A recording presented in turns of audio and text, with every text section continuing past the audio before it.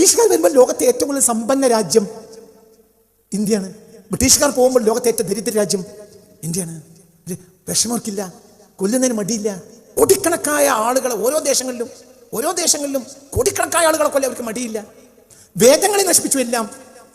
ഹിന്ദു മതത്തെ നശിപ്പിച്ചു, ജൂതമതത്തെ നശിപ്പിച്ചു, ക്രിസ്ത്യാനിറ്റിയെ എണീറ്റിക്കാൻ കഴിയാതെയാക്കി. എന്തുകൊണ്ട്? ക്രിസ്ത്യാനിറ്റിയിൽ യേശുദേവന്റെ 12 ശിഷ്യന്മാരിൽ 10 ആളെയും യൂറോപ്പ് കൊണ്ടതാണ്.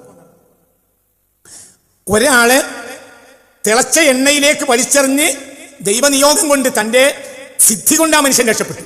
രണ്ടാമത്തെ ആൾ തോമാസ് ഇന്ത്യയിൽ വന്നതുകൊണ്ട് രക്ഷപ്പെട്ടു. അതായത് 12 ശിഷ്യരാണ് യേശുവിന്. ആ 12 ശിഷ്യരിൽ 10 ശിഷ്യരെയും കൊന്നത് യൂറോപ്പ്.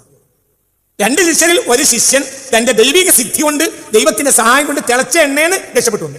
പിന്നെ ഒന്ന് ഇന്ത്യയിലേക്ക് 52-ൽ തോമാസ് ലീഹയാണ് ഒരു ശിഷ്യൻ ഇന്ത്യയിൽ വന്നതുകൊണ്ട് യൂറോപ്പിൽ രക്ഷപ്പെട്ടു.